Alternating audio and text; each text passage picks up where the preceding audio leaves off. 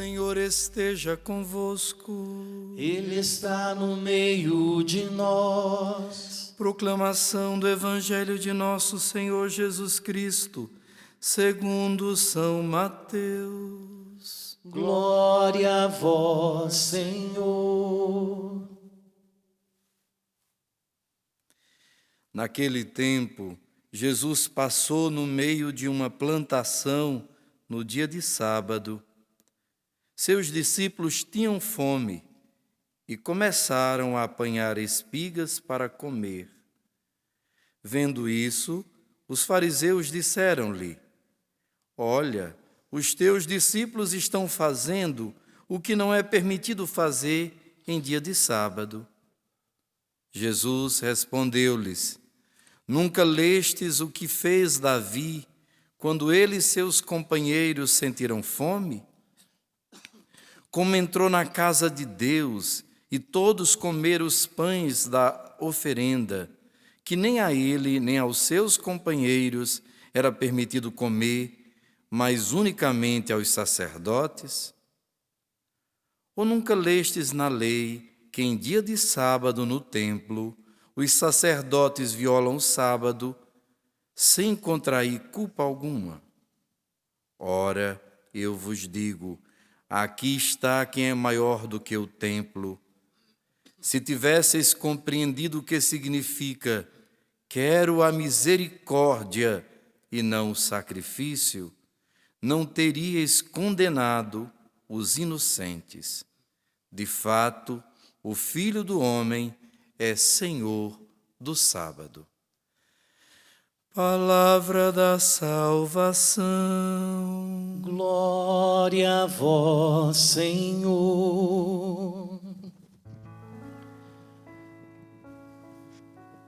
Jesus Cristo é o Senhor, o Senhor, o Senhor. Jesus Cristo é o Senhor. Glória a ti, Senhor, da minha vida. Da minha vida Ele é o Senhor. Da minha vida Ele é o Senhor. Da minha vida Ele é o Senhor. Glória a ti, Senhor. Mais uma vez, diga isso. Da minha vida Ele é o... Da minha casa. Da minha casa Ele é o Senhor. Da minha vida Ele é o Senhor. Glória a ti, Senhor. Flavinho foi longe agora, né, Flavinho? Tempo das antigas, como a gente diz. Tempo da carismática, como a gente dizia lá no Nordeste. Eu sou paraibano, então a gente lembra desses bons tempos, nos anos, final dos anos 70, começo dos anos 80, né? Onde tivemos a graça, uma graça extraordinária do batismo no Espírito Santo. E isso nos fez chegar até aqui. Isso fez construir uma história tão bonita como essa que nós estamos vendo, né? Com certeza também tantos que nos acompanham e tantos que nos acompanham do céu, né? Estão felizes porque participaram também dessa história. Meus queridos, hoje, começando esse acampamento Fé e Milagres, nós escutamos a palavra de Deus tão providencial. A palavra de Deus hoje é um convite à confiança. É um convite a acreditar que para Deus nada é impossível. Que Deus não quer a nossa morte. Que Deus quer a nossa conversão, que nos voltemos para Ele. Que a graça das graças e o maior dos milagres, aquele que faz com que nossa vida seja uma verdadeira obra do milagre de Deus, é a conversão. É uma entrega, é um arrependimento dos nossos pecados e uma entrega confiante nas mãos de Deus, uma mudança de vida, de mentalidade. Quando nós acreditamos que essa vida é um dom, mas que ela nos prepara para um dom muito superior, que é a graça de viver eternamente com Deus. Hoje nós queremos começar com Ezequias, o rei Ezequias, acometido de uma doença mortal.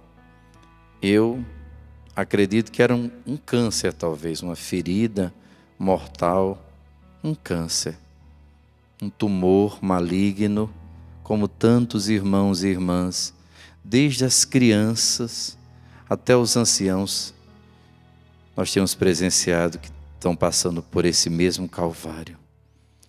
Meus irmãos, nós estamos vivendo uma pandemia de Covid, mas estamos vivendo uma pandemia já há muito tempo de câncer, de depressão, de falta de sentido da vida, do suicídio dos nossos adolescentes, do nosso futuro.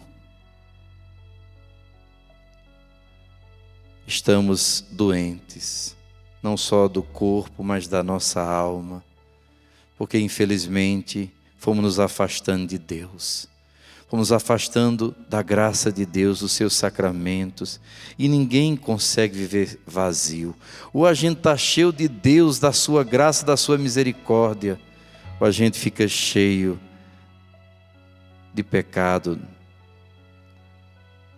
do estrago que Satanás faz na nossa vida, do fruto do que nós escolhemos. Infelizmente, esse fruto terrível que adoece o nosso corpo, daí a necessidade de cura física, mas não é a cura principal, é aquela que muitas vezes mais a gente quer, que a gente mais procura, mas ela, vamos dizer, é a última, em certo sentido, porque ela é consequência de outras doenças ainda maiores. A cura do nosso coração, do nosso interior, que chamamos cura interior, cura psíquica, que é tão importante, porque a nossa mente, os nossos sentimentos, carregados pelo ódio, pelo desamor, pela rejeição, pelos traumas da vida, vamos adoecendo. Meus irmãos, é assustador a quantidade de medicação, a quantidade de gente doente, ainda mais numa pandemia como essa, quantidade de pessoas depressivas, pessoas com ansiedade, com todo tipo de síndrome, com pânico. É preciso a cura do nosso coração, a cura interior, sentir o amor de Deus, sentir que Deus nos ama, que Deus nos aceita, que Ele confia em nós, mesmo quando a gente nem se confia mais em nós mesmos, mesmo quando ninguém confia mais em nós, Ele nos ama com um amor que não desiste. Esse amor tão misericordioso e tão extraordinário. E a cura que mais necessitamos, ainda mais interior, mais profunda, que é a cura espiritual, que acontece, como nós vimos aqui com Ezequias, com o arrependimento, com a contrição do coração, com a confissão do nosso pecado. Geralmente ela acontece, ordinariamente, vamos dizer assim, ela acontece na confissão sacramental. E aí acontece a cura interior, o nosso coração se abre, conseguimos superar as nossas mágoas, nossos ressentimentos, nossos complexos, nossas tolices, nossas lutas interiores, e conseguimos que o nosso corpo melhore. Então é começando dessa cura que eu gostaria de pedir a Deus hoje a graça de poder transmitir um pouquinho a vocês como introdução para esse acampamento, para que os milagres aconteçam, a nossa fé se renove e os milagres de Deus aconteçam na nossa vida. Amém? Então Ezequias está doente. Ele está doente porque ele se afastou de Deus, começou a viver uma vida de pecado.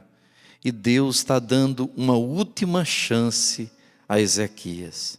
Deus não quer que Ezequias se perca. Deus tem planos para a vida de Ezequias. Deus não quer. Ezequias está, como nós ouvimos hoje o salmista dizer, é necessário que eu me vá no apogeu de minha vida e de meus dias, para a mansão triste dos mortos, descerei sem viver o que me resta dos meus anos. Não verei o Senhor Deus sobre a terra dos viventes, nunca mais verei um homem nesse mundo. Minha morada foi à força arrebatada, desarmada como uma tenda de um pastor. Qual tecelão eu ia tecendo a minha vida, de repente foi cortada a sua trama. Quantas pessoas estão sentindo assim como Ezequias? Quantas pessoas, por exemplo, numa crise de pânico? As coisas mais horrorosas do pânico ou da ansiedade é que você tem um medo pavoroso de tudo, uma sensação de morte iminente. É uma agonia tão terrível, uma agonia mortal. Só quem passou sabe. Ou então você que está com esse Covid, às vezes até com uma dengue, que é uma sensação de desfalecimento, de morte, um medo de morrer, um medo de pegar essa doença, e a mídia aí vai nos assustando, e a gente só vai vendo essas notícias, isso vai adoecendo também a nossa mente, o nosso coração. Não é que a gente não precisa saber de notícia, mas só notícia negativa, sem uma boa nova, sem uma esperança, sem escutar o que Deus quer para nós, só vendo essa realidade de morte, só consumindo notícias tristes, nosso coração vai adoecendo, nossa mente, o nosso ser, e daqui a pouco a gente somatiza tudo isso. Se não for por Covid, vai ser por outra coisa, mas facilmente, até o nosso sistema imunológico, quando a gente está com medo, quando a gente está com ansiedade, até o nosso organismo mesmo trabalha contra nós. Nós começamos a mandar como informações erradas, equivocadas, e o organismo entra em pane. E muitas vezes, realmente adoecemos também no corpo. Mas é necessário confiar que o Deus da misericórdia vem até nós. Aqui a gente conhece a bondade de Deus. Naquele momento de pior escuridão, naquele momento onde você se sente no fundo do poço, sente que está terminando os seus dias, sua história, sua vida. De repente, a boa notícia, chega um homem de Deus, chega Isaías. E a primeira palavra é uma palavra muito forte, porque precisa a gente cair na realidade. Não é o vírus que está nos matando. Quem está nos matando é principalmente a falta de Deus. Nossas escolhas erradas. A primeira coisa que é preciso fazer é sair do pecado, é cair em si mesmo e reconhecer. Prepara as coisas de tua casa, pois vais morrer e não viverás. É uma palavra dura, forte. É como uma espada. Se eu tinha dúvida, se eu estava ainda, mesmo que falando, mas no fundo tinha uma esperança, parece que diante dessa palavra primeira de Deus, Deus quer tirar toda vã esperança humana. Não são os homens, não vai ser só uma vacina ou uma medicação ou alguma coisa. Com a graça de Deus, essa pandemia vai passar, Deus vai dar todos os meios, e eu não sou contra nada, sou a favor e que seja o quanto antes, graças a Deus, estamos rezando para isso. Mas os mesmos problemas vão continuarem, meus irmãos. Se não for essa pandemia, serão outras coisas. Imagina o que vai ser reconstruir a nossa vida depois de tudo isso. Como será a nossa vida pós-pandemia? Nós temos que esquecer muita coisa do passado, a gente vai ter que reaprender muita coisa. É igual aquele casamento que parece que chegou ao fim. É hora de reaprender, é hora de buscar uma nova luz, uma nova visão, olhar para o céu, entender que foi Deus que nos uniu. O que é realmente um casamento, que não é só a minha felicidade, não é só estar bem, não é só gostar do outro e ajudar o outro. Não, nós somos casados por vocação, em direção ao céu, à eternidade. É um mistério tão grande que São Paulo chega a comparar entre Cristo e sua igreja, essa união entre um homem e uma mulher. E é nessa hora que acontece ou a conversão ou a nossa perdição. Diante da palavra de Deus temos que tomar uma atitude. O que é que eu quero? Eu quero realmente morrer? Eis que ponho diante de ti a vida e a morte, a bênção e a maldição. Escolhe, pois, a vida, escolhe a bênção. Por que sofrer? É esse o convite. Escolhe a vida. Coloca a mão no seu coração e diga: eu escolho a vida, Senhor. Eu me arrependo, Senhor, dos meus pecados. Eu quero voltar, Senhor, mesmo sem força. Eu reconheço que minha vida está assim. Não é só por essa pandemia. Antes dessa pandemia, minha vida já não estava boa. Minha vida espiritual já não estava boa. Tanta coisa. Essa pandemia só está tornando evidente, mostrando com todas as forças, com toda clareza, o que estava escondido no meu coração, na minha vida. Minha vida já era um fracasso, meu Deus. Mas eu quero. Ezequias, o que foi que fez? Virou o rosto contra a parede. Parou de olhar para si, para os sofrimentos. Entrou em si mesmo, é como o filho pródigo. O primeiro passo para a conversão, para a cura, para o milagre. Caiu em si mesmo, entrou em si mesmo. Parou de ficar só ouvindo as coisas do mundo, o inimigo, tanta coisa. E se voltou para Deus, para si mesmo. Orou.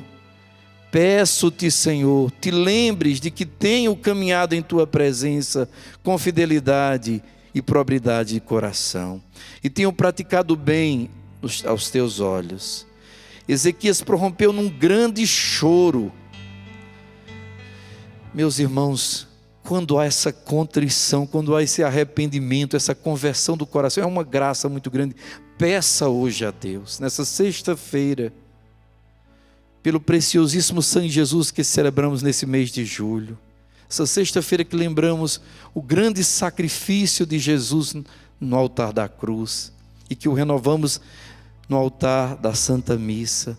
Peça essa graça da contrição, dessa graça de ver os seus pecados e reconhecer o nada, a miséria.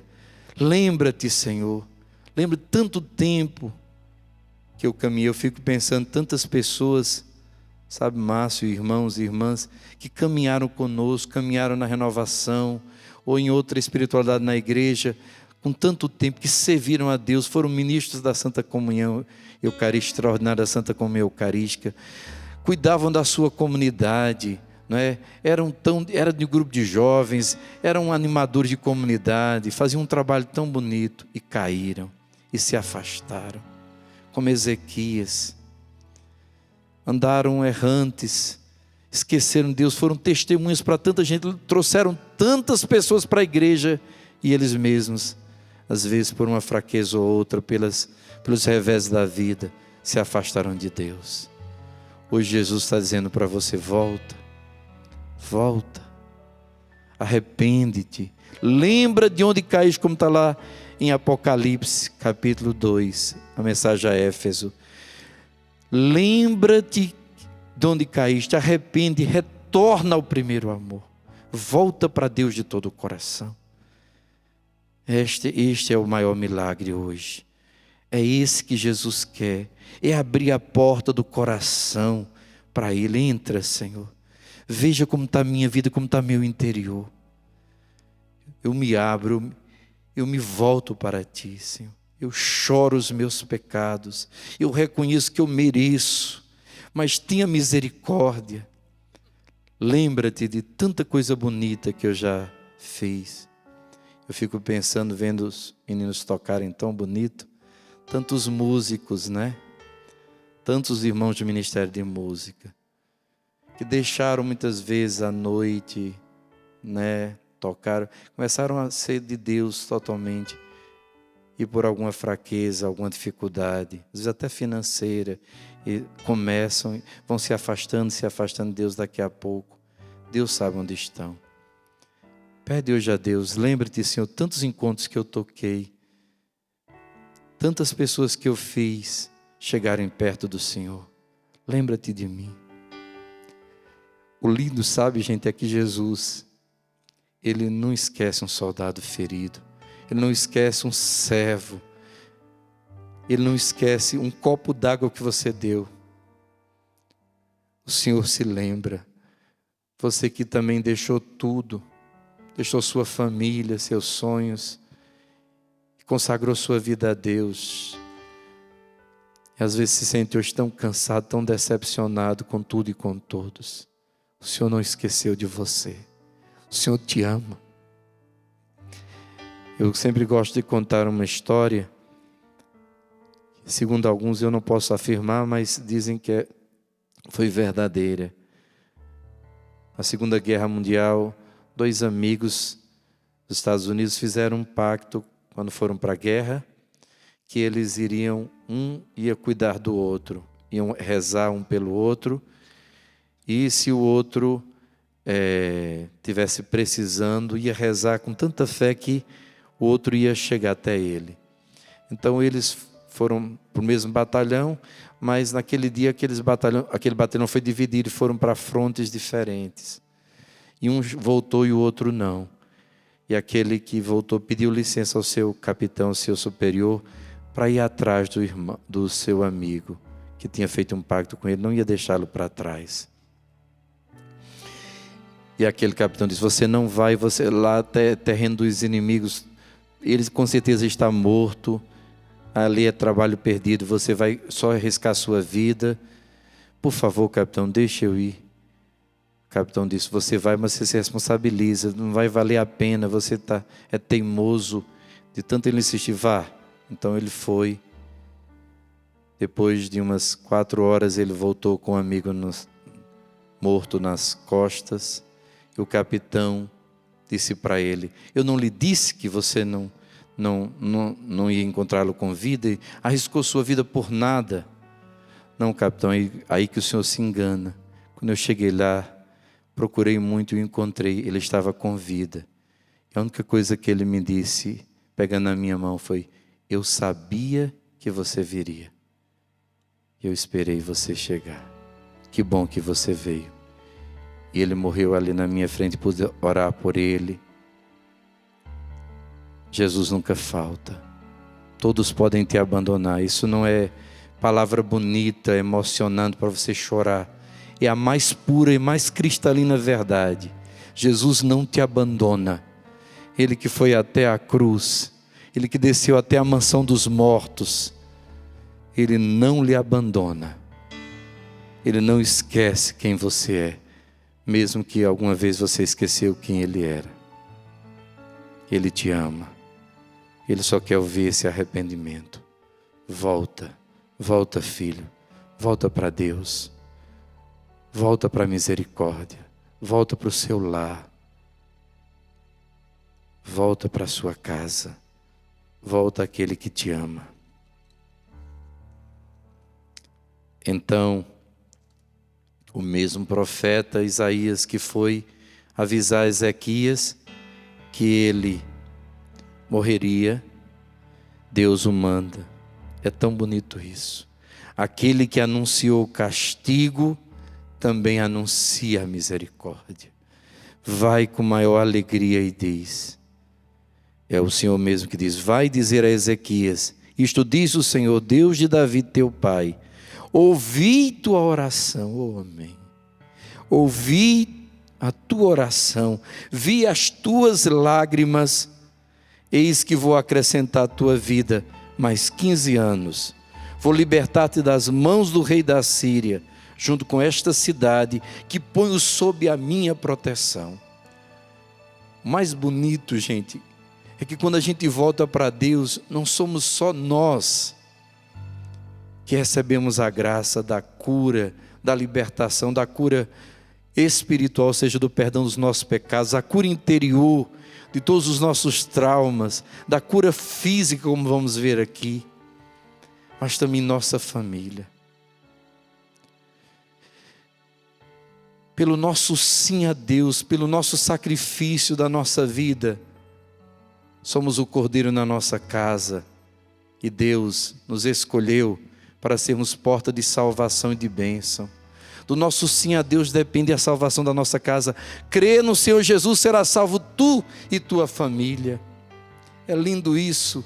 Não só você, toda a tua família, também esse esposo tão difícil, esse filho ou essa filha tão complicada, esse pai, essa mãe, esse irmão, aquele que você ama. Acho lindo a palavra de Marta e Maria para Jesus, mandam dizer: Senhor, aquele que tu amas está enfermo. E Jesus faz um grande milagre, porque elas voltaram para Deus, porque elas acolheram Jesus em sua casa. Jesus salva o seu irmão, Jesus salvará toda a sua família, e não só sua família, sua cidade. Olha, Jesus desde o começo da pandemia falou que nas cidades onde se rezasse mais, onde as pessoas buscassem a Ele de todo o coração, Ele protegeria. Quantas cidades estão muito mais protegidas do que outras, pela oração, pelo sacrifício, por vidas que se consagram a Deus. Meus irmãos, Jesus diz uma coisa tão linda, a Santa Faustina, está lá no diário, ele diz: através de uma alma simples e santa, ela pode ser a mais escondida de todos os que convivem com ela. Eu lanço luz na escuridão, e quanto mais santa for a alma, mais luz eu posso lançar nesse mundo através dela. Ou seja, alguém que se santifica, que se sacrifica, alguém que está ali na brecha, alguém que intercede, alguém que oferece essa dor, essa solidão.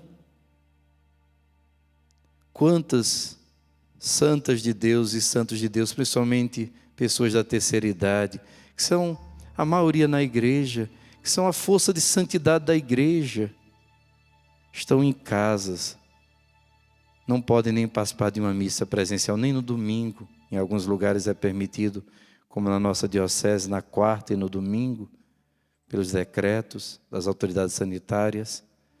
E essas pessoas sacrificando 3, 4 meses. Nós temos pessoas lá na nossa comunidade de Mel de Deus, que estão nos acompanhando também agora, pessoas que 70 anos, eu digo que são almas eucarísticas, já começaram a comungar na barriga da mãe, porque a mãe ia todo dia para a missa. Pessoas de uma vida inteira de comunhão diária, desde pequenininha levadas para a missa, desde a primeira comunhão, nem um dia sem eucaristia. Você já pensou o que é isso? E agora não podem comungar sacramentalmente, só espiritualmente. É um sacrifício, é um martírio.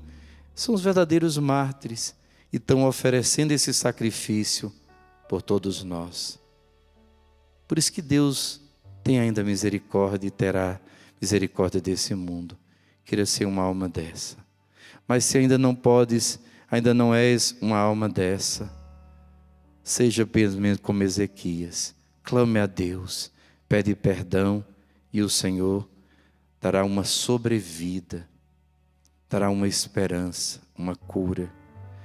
E qual é o sinal? Eu acho lindo isso. Qual é o sinal que eu verei de novo o Senhor? Ou seja, que eu vou à casa de Deus, que eu vou poder voltar. Você está perguntando: meu Deus, quando é que, qual o sinal? Será que eu ainda vou poder comungar na minha vida? Será que eu vou conseguir morrer na Eucaristia? Será que eu vou poder voltar a participar da missa, dos encontros? Será que com a graça de Deus, no próximo ano vamos ter o acampamento Fé e Milagre, tantos outros presencialmente aqui na Canção Nova, com a graça de Deus? Diga amém. Tomamos posse em nome de Jesus. O sinal para Ezequias foi: faça um emplasto, né? uma cataplasma que ele diz aqui, de massa de figo e aplique sobre a ferida, e ela ficará boa. E eu quero dar uma receita que é da própria palavra de Deus, claro, não é minha não, mas que é infinitamente mais poderosa do que essa que foi para Ezequias. Se esse cataplasma curou pela graça de Deus, aqui existe um remédio que vai lhe curar totalmente, Eucaristia. O Santíssimo Corpo, Sangue, Alma e Divindade de nosso Senhor Jesus. Imagine Jesus inteiro, o coração de Jesus. Alguns santos místicos tiveram a graça de ver o que acontece espiritualmente na Santa Missa, e eles dizem que quando o sacerdote faz a consagração, Jesus mesmo arranca um pedaço do seu coração e coloca ali no altar. E Lanciano, o milagre de Lanciano, o principal milagre eucarístico da igreja, é justamente uma confirmação disso, não é? Que é justamente o Santíssimo Coração de Jesus, presente ali em carne e sangue, oferecido por nós. Então, meus irmãos, o sinal de que você vai é a Eucaristia mesmo. Com a graça de Deus você vai voltar a comungar. Hoje você comunga, a maioria de nós, vocês que nos acompanham espiritualmente. Mas muito em breve, com a graça de Deus, muito em breve. Também você que está vivendo uma situação de impedimento, talvez uma segunda união, uma situação tão complicada de vida. Mas isso também vai se resolver através de uma nulidade matrimonial, que vai sair sim, em nome de Jesus. No próximo ano você vai estar já comungando há muito tempo. Deus vai ter uma maneira de fazer com que vocês... trouxe um testemunho tão forte, Márcio, de um casal. Eles dizem que começaram a conhecer a Jesus através do Sorrindo para a Vida, vendo você anunciar a palavra, e aquilo foi transformando o coração. E eu trouxe até o testemunho para eles. Viviam em segunda união. Ele, músico da igreja, tinha saído, teve muito problema com a esposa, abandonou a esposa. Ela já conheceu ele na igreja. Ela testemunhou isso então abertamente. Então você fala, ela era inclusive uma pessoa de uma vida como uma garota de programa, e foi completamente convertida, não é? E Deus usou a ela e a ele para um outro trazer de volta a Deus. Tem filhos, 2 filhos, fizeram o compromisso de, enquanto a nulidade, o casamento dele é nulo de raiz, não é? Enquanto a nulidade não sai para eles se casarem, estão vivendo a castidade, não é? Para poder se aproximar de Deus, confessar e comungar. Estão dormindo em quartos separados, fazendo esse sacrifício pelos pecados da vida dele. Que cataplasma maravilhoso a Eucaristia. Ela dizendo a felicidade de poder comungar, de poder voltar a Deus. São essas situações que acontecem hoje. O Evangelho só quer dizer uma coisa: Jesus que nos defende. Sabe, quando alguém às vezes acha que a gente está indo longe demais, que a gente está fazendo coisas para além que a lei não permite, que é muita cura, que é muita... Como os discípulos que estão com fome começam a comer aquelas espigas no dia de sábado. Jesus que nos defende. Jesus que mostra através da palavra de Deus os exemplos de Davi, que é a misericórdia. Às vezes a gente não entende, a misericórdia de Deus parece uma coisa tão absurda, mas é realmente a nossa salvação. Todos nós precisamos da misericórdia. Saiamos dessa mentalidade legalista, ou também liberal demais. A misericórdia é a medida certa para quem dá e para quem recebe. A misericórdia nos salvará, é a última salvação deste mundo. Nesse tempo, busquemos a misericórdia de Deus. E Jesus mesmo nos defenderá. E Jesus mesmo será o nosso remédio. E Jesus mesmo nos dará a chance de poder recomeçarmos. Tudo com a misericórdia tem jeito. Não tem uma situação, por pior que seja, que a misericórdia de Deus não dê jeito. Por isso, nada de desespero, mas fé, e aí teremos muitos milagres, porque a misericórdia de Deus assim o quer. E se Ele quer, nós também queremos, e dizemos: Senhor, faça-se a sua vontade. Manifesta, Senhor, o teu poder, manifesta a tua misericórdia, Senhor, com milagres, prodígios e sinais, para que todos creiam que tu és o mesmo, ontem, hoje e sempre. Louvado seja nosso Senhor Jesus Cristo.